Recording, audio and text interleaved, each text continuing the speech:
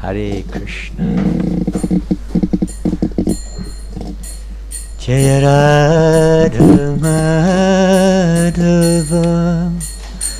Kunja Bihari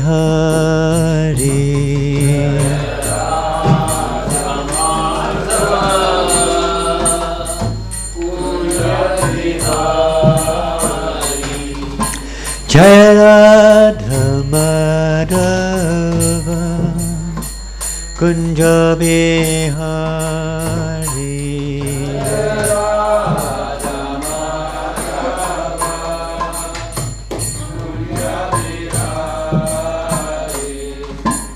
Gopi Janavallabha Girivardhari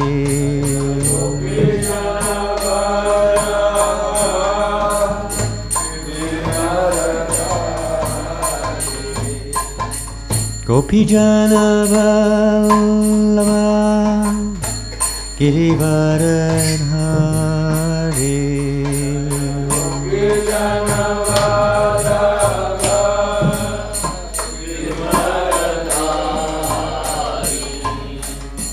Yashodanandana Vrajajanaranjana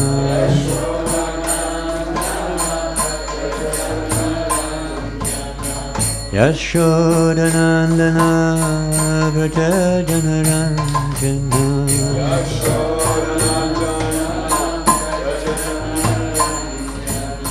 Yashodanandana Vrajajanaranjana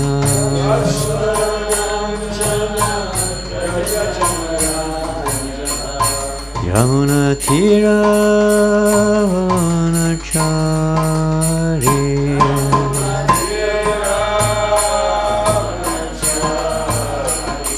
Yamuna Tira Vanachari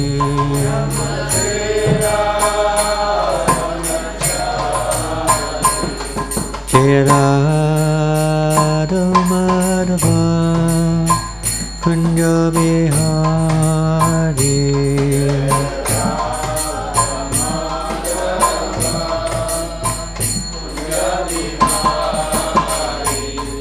Jaya Radha Madhava Kunja Bihari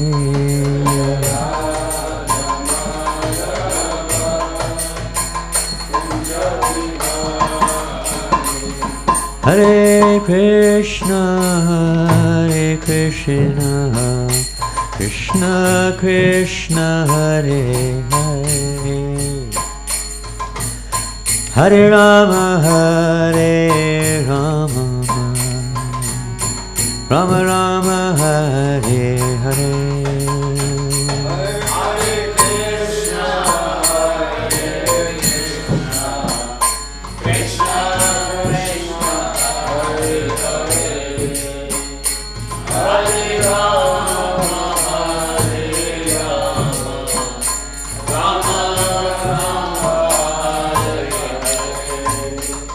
Hare Krishna, Hare Krishna, Krishna Krishna, Hare Hare, Hare Rama, Hare Rama, Rama Rama, Hare Hare, Krishna, Hare Krishna, Krishna Krishna, Hare Hare, Hare Rama, Hare Rama,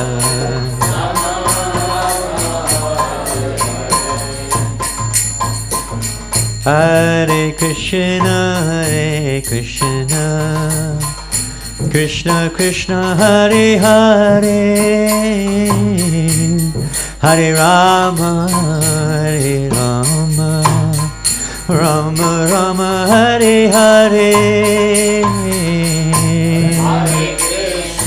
Hare Hare Krishna, Krishna Krishna, Hare Hare, Rama Hare Rama,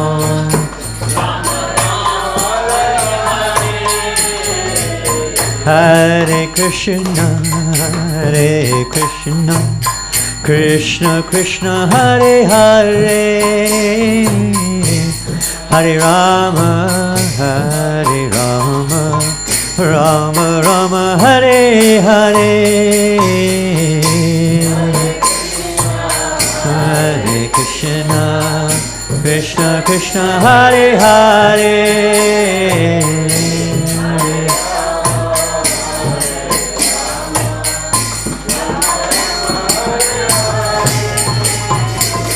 Hare Krishna, Hare Krishna, Krishna Krishna, Hare Hare, Hare Rama, Hare Rama, Rama Rama, Hare Hare, Hare Krishna, Hare Krishna, Krishna Krishna, Hare Hare, Hare Rama,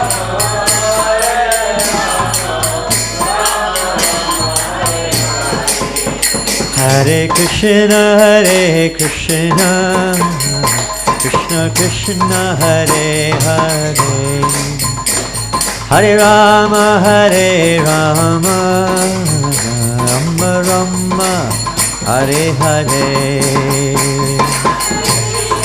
Hare Krishna,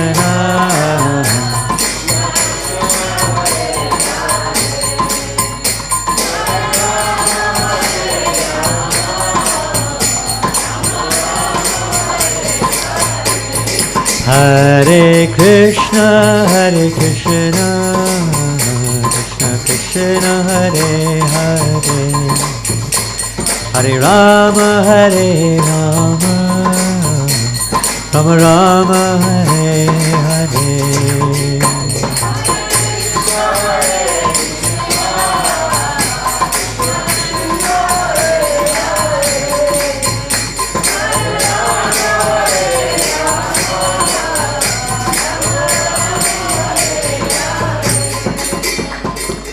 Hare Krishna, Hare Krishna, Krishna Krishna, Hare Hare, Hare Rama, Hare Rama, Rama Rama, Hare Hare.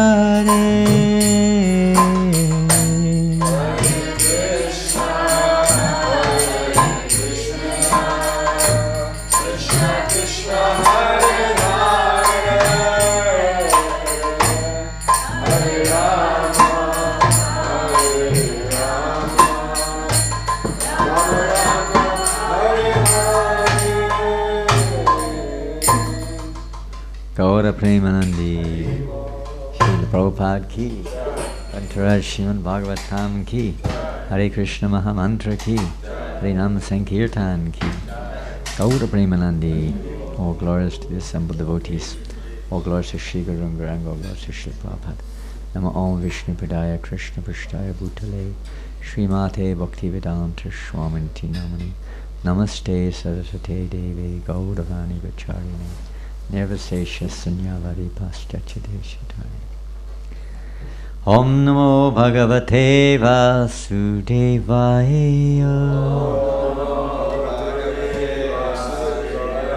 Om Namo Bhagavate Vasudevaya. Om Namo Bhagavate Vasudevaya.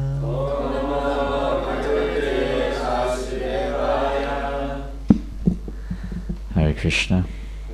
Today we're reading from Srimad Bhagavatam, Canto 10, Chapter 24, Text 27. The title of the chapter is Worshipping Govardhan Hill.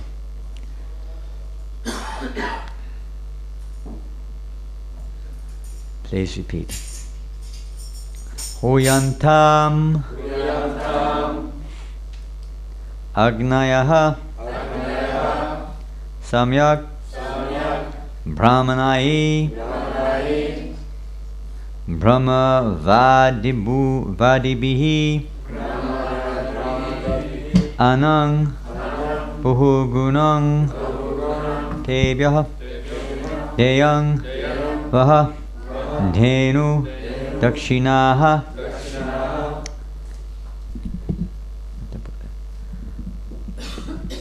Which one takes it down? This one? Can you bring it down? I can't see the book when it's stuck in place. Push it. Huyantam agnayak samyag Brahmanair Brahmavadibihi Anang Bahu Gunang Tebyo Deyang Vodenu Dakshinaha Huyantam agnayak samyag Brahmanair Brahmadvadibihi Anang Bahu Gunang Tebyo Deyang Vodenu Dakshinaha Huyantam agnayak samyag Brahmanair Brahmavadibihi Anang Bahu Gunang Tebyo Deyang Vodenu Dakshinaha Huyantam agnayak samyag Brahmanair Brahmavadibihi Anang Bahu Gunang Tebyo Deyang Vodenu Dakshinaha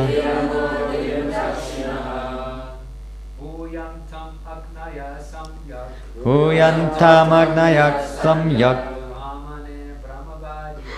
Brahmanair Brahmavadibihi Anang Bahu Gunang Tebyo Deyang Vodenu Dakshinaha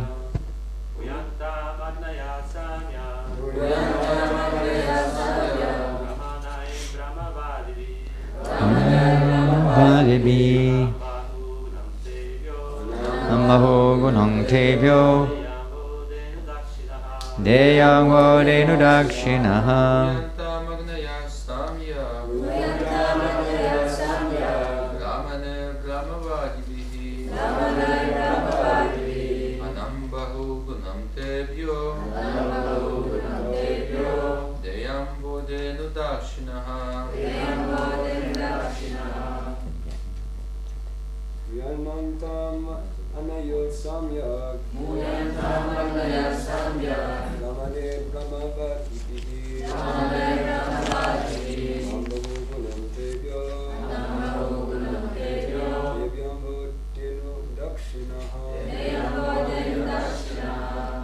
Ladies.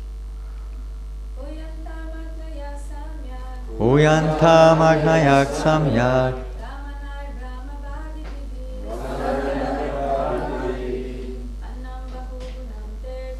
Anang Bahu Gunang Tebyo Deyang Vodenu Dakshinaha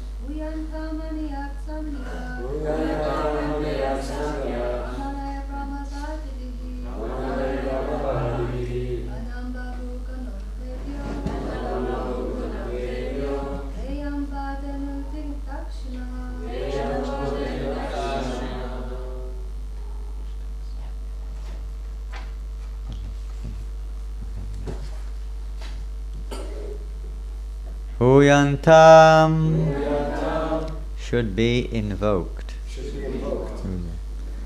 Agnayaha, the sacrificial fires. Samyak, in the proper manner. Brahmanaihi, by the Brahmanas. Brahmavadibihi, who are learned in the Vedas. Anam, food. Muhugunam, well prepared. Tebyaha, to them.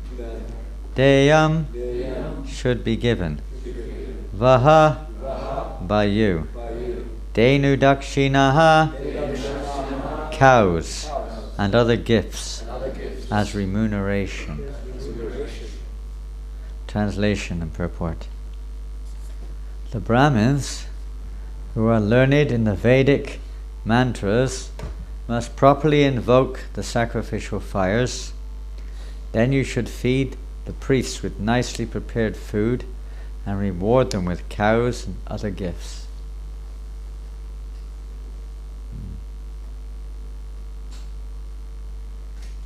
As Krishna is still explaining this great festival of Govardhan Puja to his father and the other members of the family, how important this festival is. Purport. According to Srila Sridhar Swami, Lord Sri Krishna instructed his father and other residents of Vrindavan in the technical details of this Vedic sacrifice to assure the quality of the sacrifice and also to inspire Nanda and the others with faith in the concept of such a sacrifice.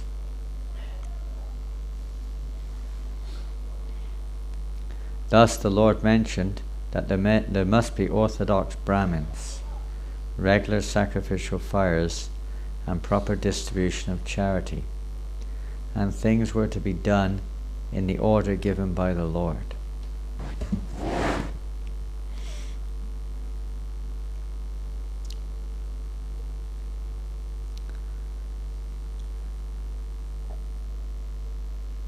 When Prabhupada installed the deities in Vrindavan, Krishna Balaram temple, who knows what year that was?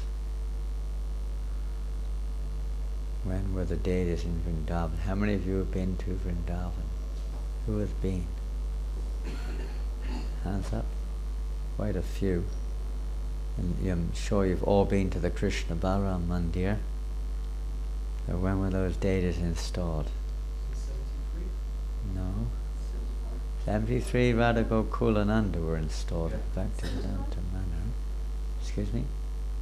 When? 71? No.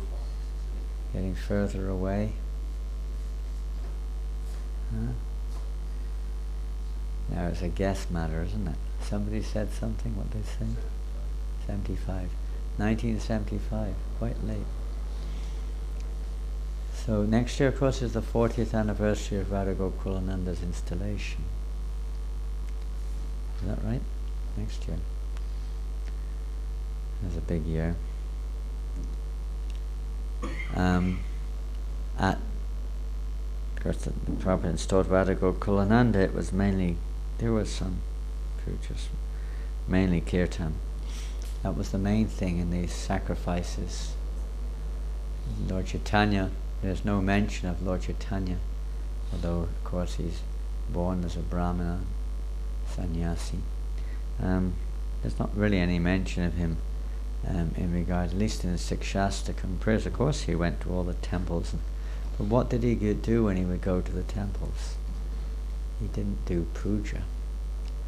I don't recollect, at least after Lord Chaitanya Mahaprabhu's acceptance of sannyas, or after he began his sankirtan, we don't see much reference of Lord Chaitanya Mahaprabhu performing deity worship. He would go to the temples and perform kirtan, specifically the worship of kirtan. So when Prabhupada installed the deities in Vrindavan, he said kirtan is enough. Now we're installing Krishna Balaram and Radha Shama Sundar. But Gaunitai, okay, that's understood. But still, Prabhupada, he engaged priests to do the pujas. Same thing in Hyderabad, there he engaged South Indian priests to do the various puja for installation of the deities. So what reason is not necessary? Well, in Vrindavan it was but it was a little trick of Srila Prabhupada, really, because it was in order to have the local people of Vrindavan authorized the whole event, and thus, because they were involved in it, in doing the pujas and the yagyas and mantras and all these things, they're responsible. They had to accept that this is an authorized temple, because Prabhupada engaged them in doing the various, yagyas. Well, Pujamna was there too, Nitai. And in Hyderabad, he engaged South Indian priests. Similarly, because in Hyderabad, South India, some people are very much in, little ritualistic, like that.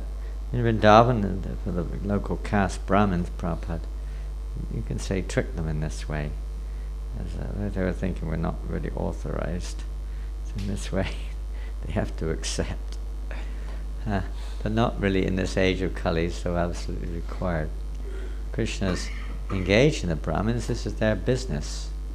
This is their business. The Lord, of course, has created the Varnashram system, and every part has to act according to its part. So there were Brahmins there, qualified Brahmins. We don't find such qualified Brahmins really in Kali Yuga. But then there were qualified Brahmins, so Krishna's engaging them in this way, performing the various sacrifices which are required, the yagyas which are required. Basically speaking, of course, that wasn't exactly Kali Yuga, but to inspire in that time, deity worship was recommended. So to inspire people's faith in the performance of this sacrifice, in general, in the performance of yajna for the pleasure of Vishnu. The performance of yajna or sacrifice for the pleasure of Lord Vishnu, that we can become freed from our entanglement in this material world. And so the Lord here he doesn't want people, because the deity god worship is also yajna and sacrifice and so on, but it doesn't free one from this material world.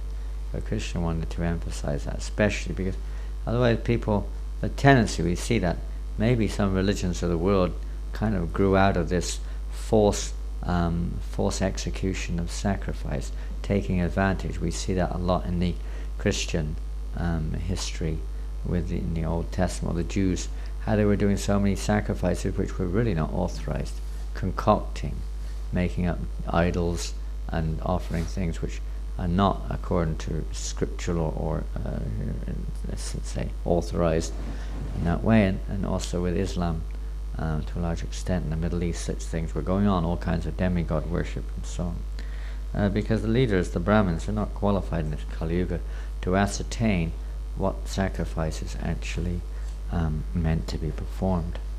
They tend to, it's like you go to somewhere like Bali.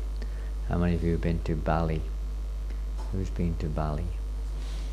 No one's been to Bali? No. Don't go there for your brahmachari retreats.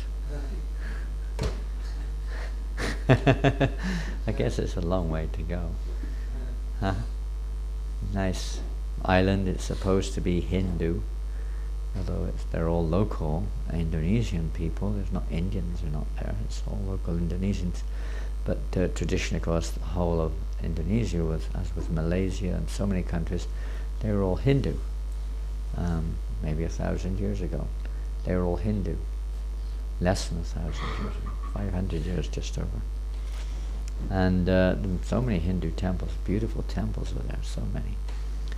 And a little Buddhists were there too, of course, when Buddhism started, but mostly Hindu.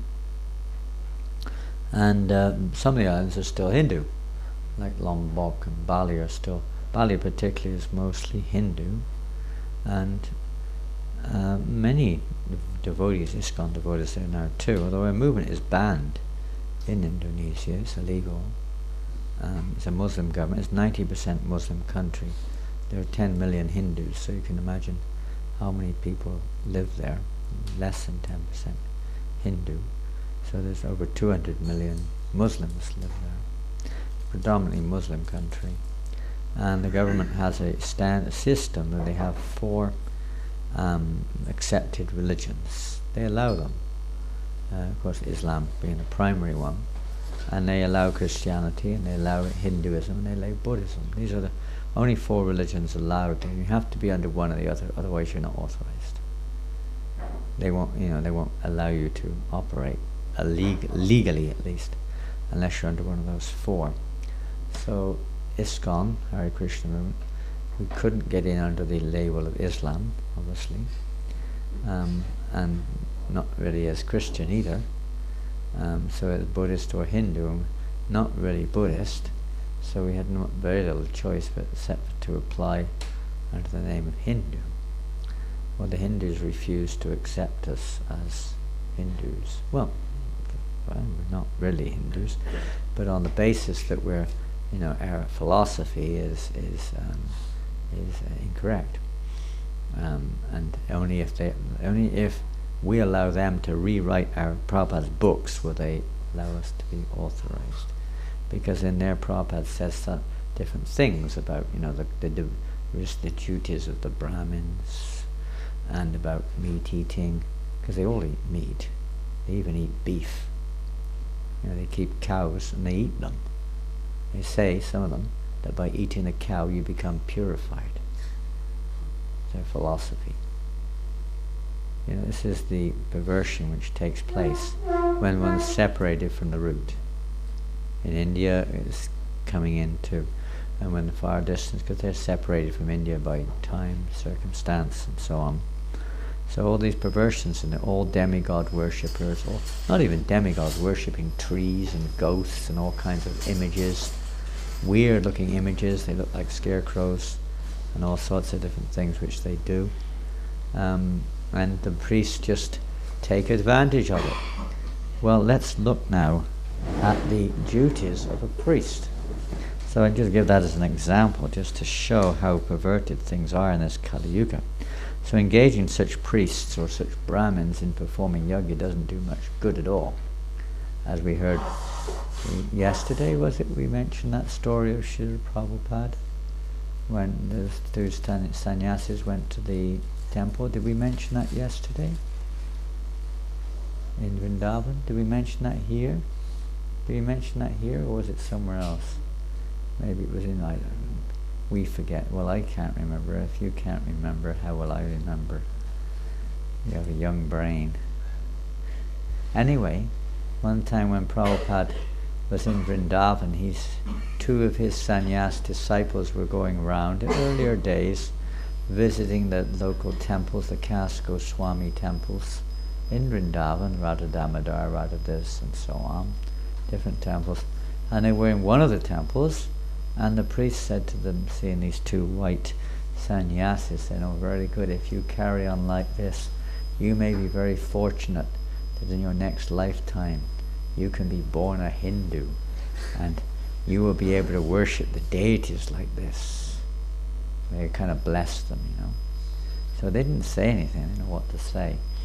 They went back to Prabhupada and told Prabhupada what had happened, and Prabhupada said, "So you should go back now, tell those two Brahmin priests that they're very good. If you carry on like this, in your next lifetime, you may be very fortunate to be born in New York. And you may then have the opportunity to meet the Sankirtan party and become a devotee in the Sankirtan movement." In Kali Yuga, this is not, it's just, you can see that mostly it's, it's just not the yajna, it's not the sacrifice for Kali Yuga. It's not the thing to do. And the only reason we do it, and Prabhupada instilled it in this movement, various types of sacrifices, and given Brahminical initiation and so on and so forth. Many of Lord Chaitanya's disciples were not, even Bhaktivinoda Thakur was not a Brahmana. He didn't take Brahmin initiation. It is not required. It's not required. It's only for the sake of preaching that we know, because people, and also upgrade the quality, especially in the West, where people are not so familiar, let's say, with the standards of cleanliness and so on, to upgrade the standards to create more of a mode of goodness, which is more favorable for the Sankirtan Yajna, for the chanting of the holy name, and devotional service in general. So, And also because people don't, otherwise, especially in India, Lord Chaitanya took sannyas for the same reason. People don't accept you. You know, you can't really do any deity worship in India unless you're a Brahmin, or even preach. People don't accept you. It's the business of the Brahmin. Traditionally, this is the business of the Brahmin. Let's see, where is this? Here.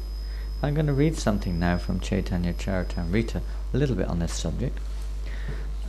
Beautiful section of Madhavendra Puri. Very soon will be the, the appearance or the disappearance, the day after Nrsimhadev's appearance day. It's Madhavendra Puri's appearance or disappearance, one or the other. Very, very big day, very important day. Don't let it hide. Nrsimhadev's appearance day is sandwiched between Jayananda Prabhu's disappearance day and Madhavendra Puri and maybe Srinivasacharya and others' festival on the Sunday. So the big days. Take advantage of these days.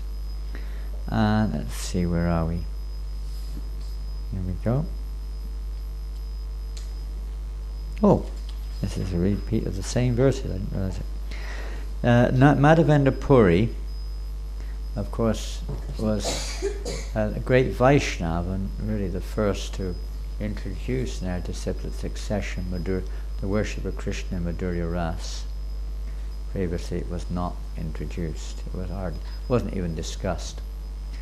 Even if some of the followers of our line ever had any concept of it, but even if they did, it was not discussed. So he was the first one to introduce this.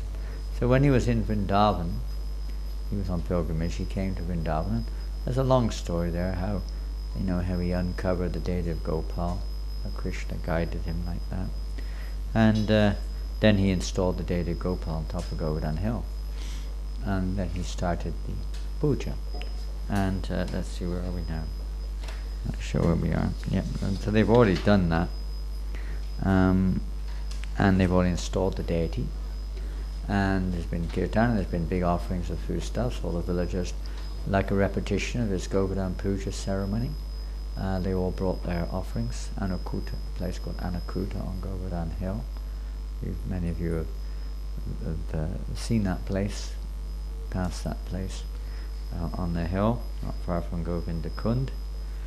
And there he installed the deities. Then, seeing the influence of Madhavendra Puri, all the people gathered there were struck with wonder. They saw that the Anakut ceremony, which had been performed before during the time of Krishna, was now taking place again by the mercy of Madhavendra Puri. And then there's a description. Prabhupada basically describes exactly what we're reading right now. I'll just read it for the sake of repeating. 10, 24, 26. Quoting yesterday's verse, actually. Prepare very nice foods of all description from the grains and ghee collected for the yajna. So here's an interesting extension of yesterday's verse. Because people brought all kinds of bhoga, grains and ghee. And then he asked the people from yesterday's verse, now prepare all kinds of nice items. Prepare rice, dal, halava, pakora, puri, and all kinds of milk preparations like sweet rice, sweet balls, sandesh, rasgulla, and laddu. A little further extension there. There you go. You like sandesh? Yeah. Can make it nicely. Rasgulla also. Make them really nicely. And laddu. Laddus. And sweet rice. Sweet balls. Sweet balls. Huh? Simply wonderful. Yeah. Simply wonderful. And other kinds of sweet balls. Make them all very nicely. The Supreme Personality of Godhead Krishna therefore advised the coward men to stop the Indra Yagya and begin the Govardhan Puja to chastise Indra, who was very much puffed up at being the supreme controller of the heavenly planets. Sometimes when we're puffed up, Krishna chastises us, by not allowing us to get what we want, or putting us in a situation where, why is this always happening to me? Why are everybody always criticizing me? Why doesn't anyone recognize what I'm doing, Why is he getting all the praise? I don't get anything. I'm doing more work than they are. Sometimes we're very puffed up like that. So Krishna purposely, again and again and again, allows situations to occur, which we don't like. It's really to bring down to help to free us from our false ego. So Indra had a bit of false ego. He was a bit puffed up. He thought he was God. Thought he was the controller. So Krishna wanted to be kind to him. So Krishna's punishment is his kindness to free us from this false ego.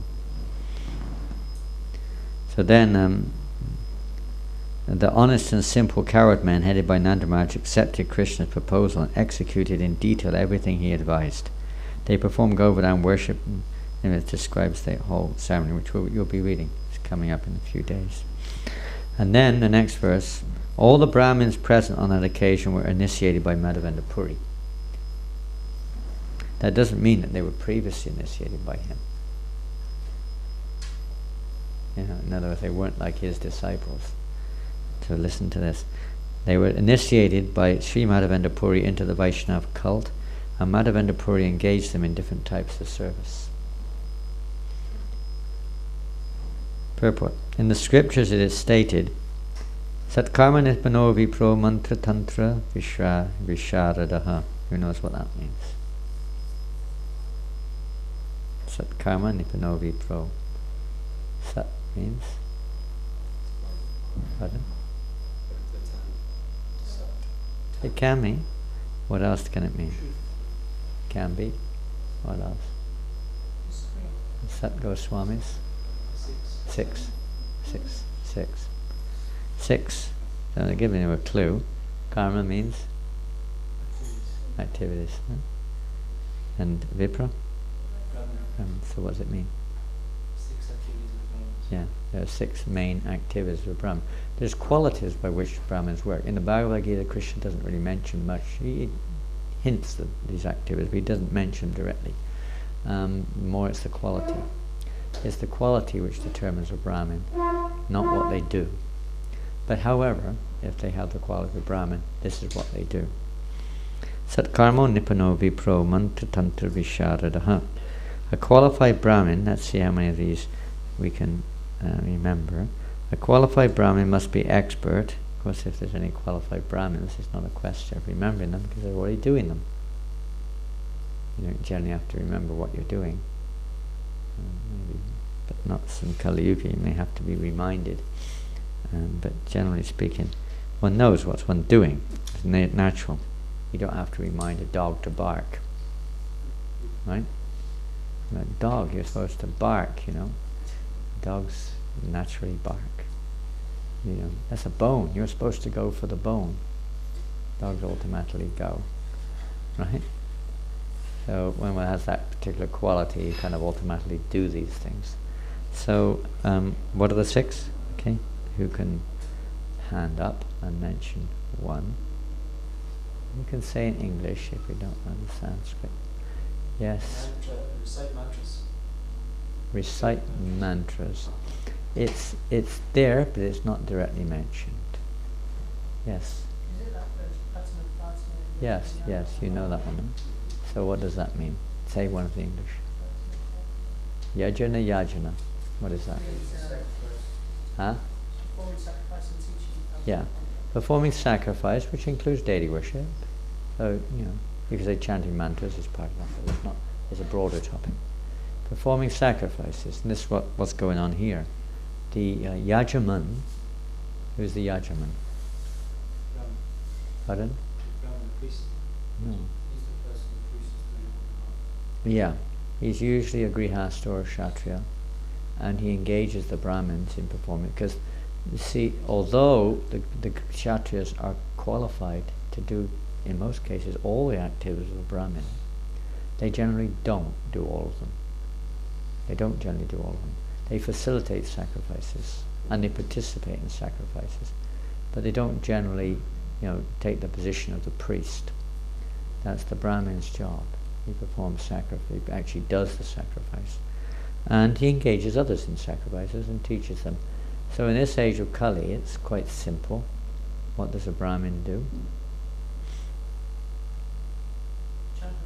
Chant Hare Krishna and? Stores these. Pardon? Stores these. Yeah, that may be there too, but in terms of yajna,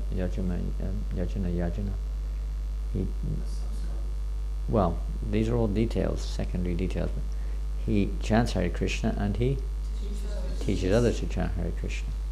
And the deity worship is basically to facilitate that. It's not that it's not important. It is important. But Prabhupada wouldn't have put so much energy into it and emphasized it so much. It's very important. But it's primarily to facilitate and why we do yagyas. Why we do fire yagyas. What is the need? What is the purpose? You can't, I mean, huh? Glorify the Lord. A letter for me? No.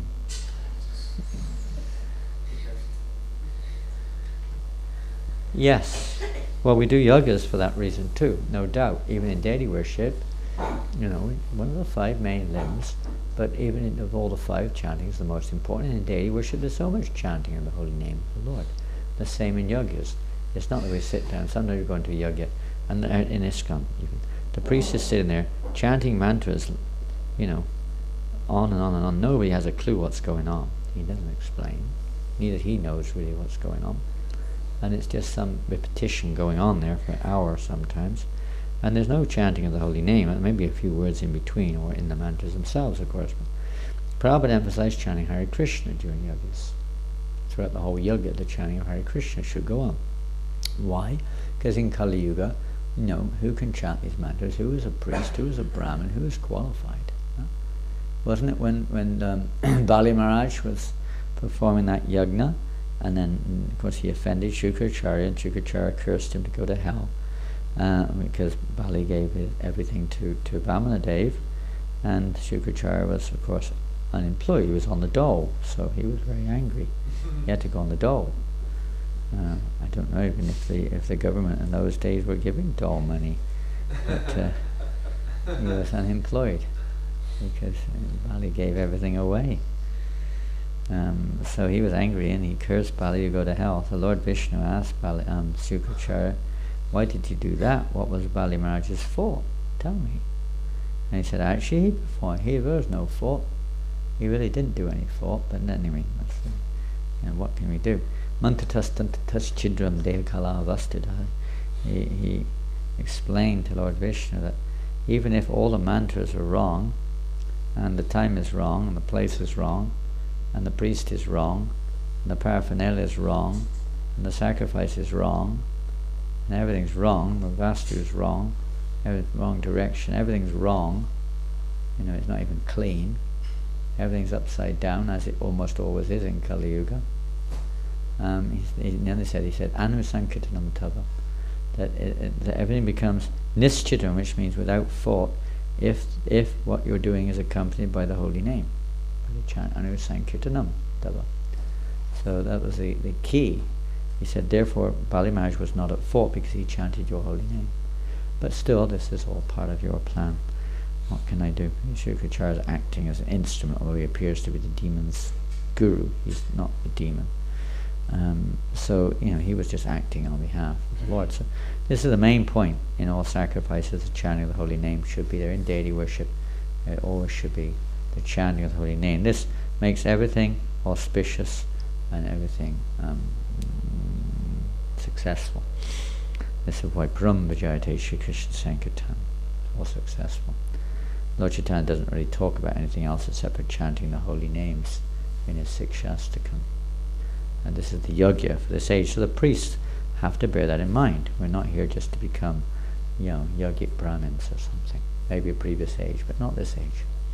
The idea of having deity worship, of course, is to attract us in so many ways, but the essential one is to bring people together so that they become attracted and inclined to chant the deity's name, or the holy name of Krishna. The same thing with fire sacrifices, is it attracts people to come, and the idea then is to get them all to chant Hare Krishna, to increase their faith in the performance of the Yuga Dharmas, yogya, this Yuga Dharma, sacrifice for this Yuga Dharma. Of course, it also has an impression on the heart of the initiate, or the people in general. It has a deep impression, which is also important. But what is that deep impression for? to try to help solidify their commitment to chant Hare Krishna. That's the essential purpose behind it. So that I made a promise that I would chant minimum 16 rounds every day, and I sat in front of the yagya and the fire, the deity, this, that, the other. So you naturally feel more determined, feel more obligated to do it. Even if anarthas are strong and so on, you're still determined to carry on. Sincere helps to increase our sincerity of these other devotional activities. So so that's two. Yajna and yajana, performing Vedic rituals and engaging or teaching others. What are two others? There's three partners. Excuse me? Patana and patana. Yes, what patana and patana? Not a place in Bihar. Study and to teach. Yes. You study the scriptures and they teach. So the three things which they do and three things by which they maintain themselves. We'll come on to that in a minute. So we've got patana and patana, study of the scripture and teaching others the scripture. Teaching others the scripture. See, the Brahmin is very broad-minded. They're not just employed. That's one of the reasons the Brahmin is never paid. In Kali Yuga, things are so difficult. I mean, really, it is so difficult for most Brahmins in our movement to survive. And we can say we're not very qualified, but still, something is there.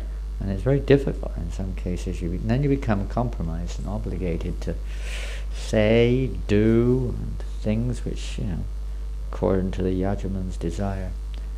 But a Brahmin has to be independent. He's dependent on Krishna. Just like Chanaka Pandit was a Brahmin, although he wasn't a pure Vaishnava. Prabhupada quotes him many times. As soon as Chandragupta wanted to pay him, he was off. I'm gone. You can do what you like, but I'm not going to take a salary. I'm not going to become obligated to you. I'm rendering service for the pleasure of the Lord. And you as the representative of the Lord, I'm trying to guide you. So, it's not the business of the Brahmin, depending on the Lord. So in Kali Yuga, of course, it's become a little low class. So Brahmins don't take salaries, and that way they're free to say and do what they do. They're not obligated. They may want to be obligated, but they're not necessarily obligated. So this Kali Yuga, the things are all very, very different. So this patana and patana, they study the scriptures and they speak the truth. Now, that's again, if one is not very qualified as a Brahmana, one may speak and not speak in the right way, say the wrong thing to the wrong person. You know what I mean? So dissemination or discrimination as to who to give knowledge to is also a requirement when it comes to knowledge. It's not that you speak everything. In the West, there was one song, I don't know who sang it, and there's a famous statement, maybe it's there in the Bible: you shouldn't cast your pearls before swine. It sounds a bit heavy, but the principle is there, because the swine doesn't know what to do with it. Or a child, you give the child knowledge, what will it do with it? Doesn't have any idea what to do with it. Misuse it, if it has any ability to even connect with it, it'll simply misuse the knowledge, isn't it? Doesn't know what to do with it. Or you give a little child, you give the little child a bunch of money, what will it do with it? Pardon? Well, if he's that mature, he'll give like £100 for a little bag of, sweets, bar of chocolate. Doesn't care, he doesn't value the money at all. Like a monkey, right? Anyway, what a monkey does when it gets your camera or your glasses, which cost $800. Monkey got my glasses a few years ago. I never make a mistake, but this time I do make a mistake. You all make mistakes, but really, I'm very conscious, very aware. But once in a while you forget, you're in and out, and especially when you're taking parikrama, you've got to keep putting them on to, it's like constantly. And I had them on in the wrong place. In fact, it was a place where normally the monkeys don't pinch your glasses, but this guy came and pinched my glasses, these ones. They're 800 Australian dollars, these glasses. Now, I didn't buy them, but that's what they cost. The optician gave them, but then, so the monkey didn't know that. He could have got $800 for these glasses. He didn't know it. But we got them back. One of the local men, of course, rushed out of nowhere with a bunch of bananas, and within a couple of minutes, for a bunch of bananas and 100 rupees, an extortionate price for a bunch of bananas, but you don't mind when your glasses at stake. The monkey quickly threw them back down on the ground, grabbed them up, grabbed the bananas. So. But the monkey had no idea how much the glasses were worth, any more than a child may even just screw the paper up and chew it if it's a baby, right? Or just throw it away. Doesn't understand the value of jewels. Simple person doesn't understand the value of things, even if they're of adulthood. People don't understand the value of human life. They don't know what to do with it. So it's the Brahmin's duty to teach people what the real value of their life is, and also to teach them that which is relevant. In other words, you don't teach a person of Shuddha mentality Brahminical life. It's considered a sin, actually, according to the Vedic standards, because they misuse it. Even if they are a good guy, they don't get taught those things. A person gets taught what is relevant for their own duty, their own necessary situation. That's even there to a certain degree in modern day society, though it's changing.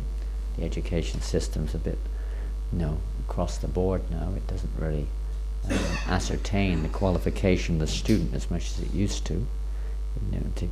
They think that they can elevate everyone to the same level, but that's not the purpose, neither is it possible.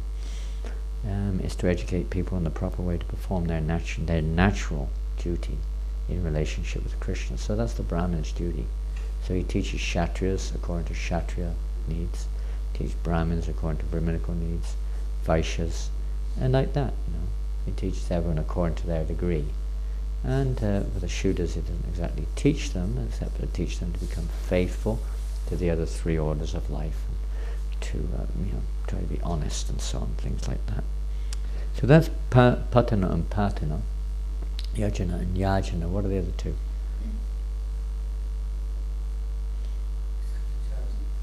Yeah, Dana, Patigraha. Giving charity, Dana, and receiving charity. So there are three things the Brahmin does. One is he worships the deity. Two, he studies the scripture. And three, he gives charity. These three things. And for his livelihood, every order of life has a different, let's say, way of living, a different activity, and a different means of livelihood. Then it works well. Society can work nicely, providing the Brahmins are qualified, because they're not envious and they're not obligated, they're not purchased. That was one of the considerations in the Battle of Kurukshetra. Dronacharya, Kripacharya particularly, they became compromised, being basically employed by Dhritarashtra and Duryodhana. So they were punished in a sense as a result, although that was all Krishna's arrangement, but showing example there. So the three means of livelihood for the Brahmins, of course, are performing. They perform a sacrifice. They teach. Basically, they teach. They teach daily worship. They teach, necessary knowledge, and they receive. As a result of that, they receive patika. They receive charity. Generally, the Brahmins never even used to go to beg. They would simply perform sacrifices. Sometimes they would if there was a need, but they would perform sacrifices and they would teach. And people of various kinds. They may have many qualifications. Maybe they're knowledge of Ayurveda, astrology. These things were not that everyone had everything, but different Brahmins had different expertise in different aspects of Brahminical life, so to speak. And they would teach accordingly. And they would give free medical help if they were medically inclined. They would give free astrology, and so on. Nothing was charged. They would give free education to those who were qualified. And naturally, when the children, the Gurukul, the tradition, you can read in Krishna book when Krishna was at Gurukul of Sandipani Muni, he and Sudama Vipra and others, they would go out begging for their spiritual master. That was tradition. That was part of brahmachari training, for the children to go out to the grihastas, door to door, and get grains and vegetables, whatever people would give, and bring it back as an offering to their spiritual master, dakshin. So the spiritual master would basically live off of dakshin, or charity of those whom he is serving in various ways, and he would not demand it, but it was expected, and everyone benefited. So he would receive that, then he would offer that in different, perform sacrifice, offered in sacrifices for everyone's benefit, and then the remnants of sacrifice will be distributed to everyone, even the low class persons. Everyone would get the benefit. Brahman would not keep more than his requirements, only bare necessity. He was satisfied, but he would accept charity to engage it in the service of Vishnu, not on his own, not so that he builds a big house, in Vrindavan or somewhere for his own comfort. No, he would use it all in the sacrifice of Lord Vishnu. Not that he gets a big car, whatever it is, a big bank balance or something, but everything used in the service of Lord Vishnu.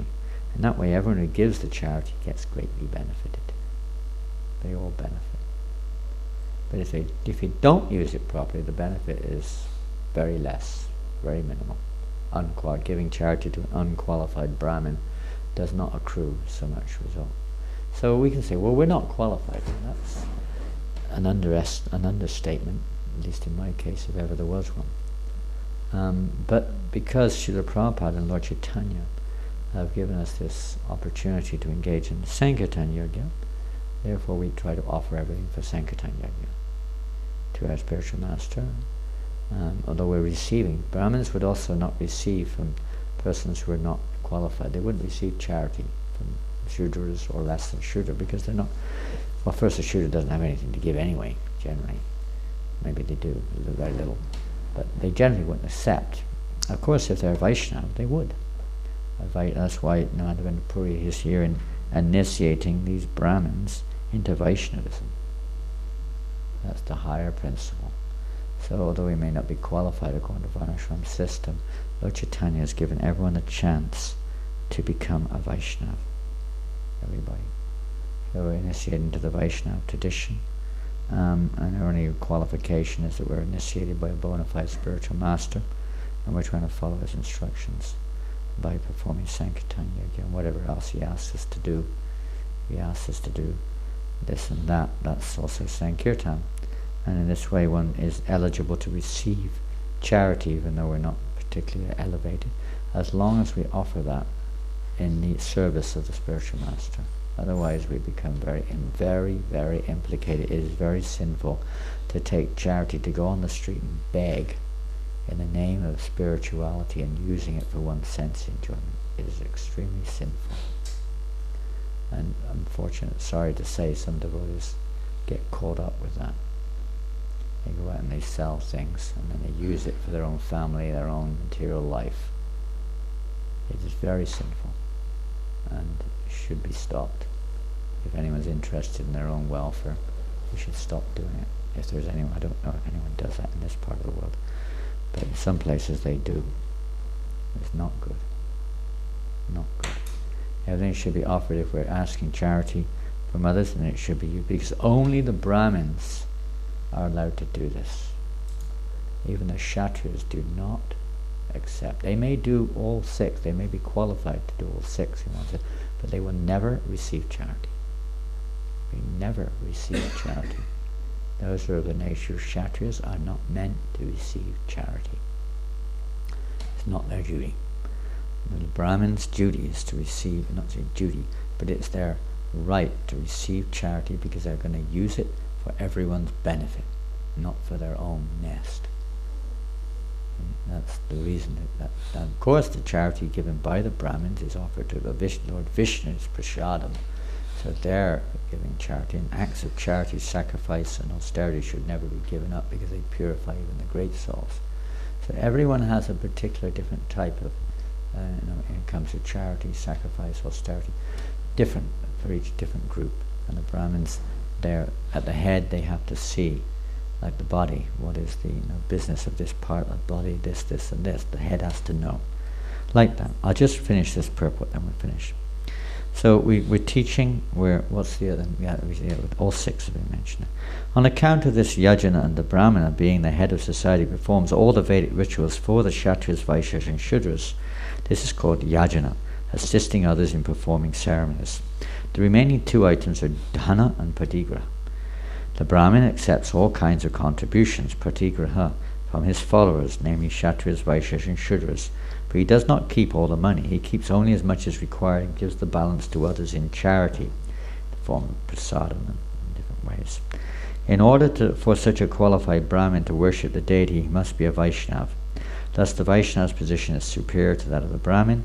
This example given by Madhavendra Puri confirms that even though a Brahmin may be very expert, he cannot become a priest or a servitor of the Vishnu Murti unless he is initiated in Vaishnava mantra. Vaishnava. After installing the deity of Gopal, Madhavendra Puri initiated all the Brahmins into Vaishnavism. He then allotted the Brahmins different types of service to the deity. From 4 in the morning until 10 at night, when there's Mangal Arti to Shaina Arti, there must be at least 5 or 6 Brahmins to take care of the deity. The Prabhupada is talking about ISKCON now. 6 artis are performed in the temple, and food is frequently offered to the deity, and the prasadam is distributed. This is the method of worshipping the deity according to the rules and regulations set by the predecessors. Our Sampradaya belongs to the disciplic succession of Madhavendra Puri, who belong to the Madhva Sampradaya. We are in the disciplic succession of Sri Chaitanya Mahaprabhu, who was initiated by Ishwara Puri, a disciple of Madhavendra Puri. Our Sampradaya is therefore called the Madhva Gaudiya Sampradaya. As such, we must carefully follow in the footsteps of Sri Madhavendra Puri and observe how he installed the Gopal deity on top of Govardhan hill, how he arranged and performed the Anakut ceremony in only one day, and so forth. Our installation of deities in America and in the wealthy countries of Europe should be carried out in terms of Sri Madhavendra Puri's activities. All the servitors of the deity must be strictly qualified as Brahmins, and specifically must engage in the Vaishnava custom of offering as much prasadam as possible and distributing it to the devotees who visit the temple to see the Lord. Depending on the sacrifice, Krishna will be pleased if we perform this sacrifice. We worship the deities, we chant Hare Krishna in front of the deities, we offer them gorgeous prasadam and deity worship, and all the remnants are then distributed to those who visit the temple. This is how we please the deity. Everyone who comes teaching, I was in the manor in 1975, Prabhupada sitting in the temple room, and in the middle of the afternoon, 4:15, the arti had just finished. Prabhupada walked into the temple room, surprisingly out of the blue. He just came down from his room, and there was only one other person in the temple room. Prabhupada walked into the temple room. There was one devotee walking behind him. His name was Narendra. He left his body many years ago. He was an English devotee who was not Prabhupada's servant. Prabhupada's servant was not with him. Prabhupada walked into the temple, and I don't know what exactly he was doing. I never found out, never asked. But he suddenly walked into the temple room in the middle of the afternoon. And the curtains were open, the arti had just finished, and there was one guest there, I've forgotten her name. She's now in Bangladesh, an American lady. Her son was named Animisha, I've forgotten her name. And she wasn't initiated then, she was a guest. So she'd been coming for a year or two, but she wasn't very familiar with everything, just coming now and again. She was she was a model, she was traveling the world. So she, Prabhupada came in, and when saw Prabhupada come in, was shocked. I immediately bowed down, and she also bowed down. But she bowed down with her feet towards the deity. So Prabhupada didn't say anything. He said, but to her he didn't say anything. Then he called for the Pujari. Where's the Pujari? He said. Where is the Pujari? And out from behind the curtain came the Pujari. It was a Mataji, I won't remember the name, they're still around, very prominent devotee. Came out from behind the curtain, and Prabhupada said, so, you are the Pujari? And she said, yes, Srila Prabhupada. And Prabhupada said, so, what are you doing? He said, I'm washing the dishes, Prabhupada. Because he just finished the offering, the arti and the bhoga offering. So in those days, the dishes were same place. They were washing them behind that little corner to the right there, behind the window there. So she was there washing the dishes, and Prabhupada said, "No, what are you doing?" So she was now really bewildered. Well, I was supposed to say she did not know. She was just stood there like, dumb. Prabhupada looked at her and said, "You are the Pujari?" And she didn't really know what she was supposed to say. And then Prabhupada said, "You are the Pujari and you are not teaching the guests how to offer their obeisances properly?" He said, "What type of Pujari are you?" He said, "As your duty is to teach the guests how to offer their obeisances in the temple room." He said, "That's the Pujari's duty, is to preach, not just do. Otherwise it's only half chicken philosophy. You won't get any eggs. You've got to share. Brahmana has to be open, broad, appreciate, like that. You may not be a learned scholar in every respect, but whatever we do have, you have to give it to others." So that was just one little example that Prabhupada gave of the duty of a Brahmin. Hare Krishna. So we all have that duty. Whatever little we've received, we should try to share it with others. Whatever it is, we should try to pass it on. Don't be a miser. One devotee asked Prabhupada one time, he challenged him. I don't want to go on Sankirtan. I don't want to go on, he didn't want to go on Sankirtan. So he's trying to make all excuses. He said, "Prabhupada, I don't know if I'm convinced about the philosophy. I don't like the devotees much. I don't accept the deity as God. I don't like reading the books. I'm not into chanting." He's going on like this. I said, "Well, what do you like? What do you like?" He said, "I just like the prasadam. I like prasadam." And Prabhupada said, "All right.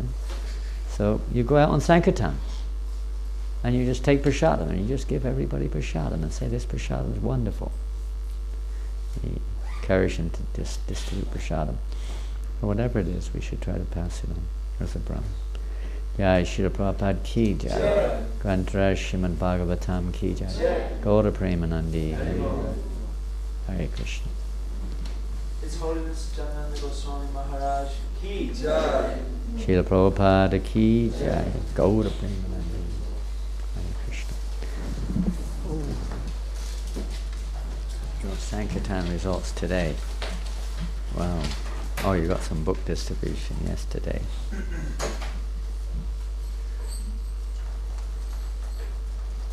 You're going to read it, or you want me to?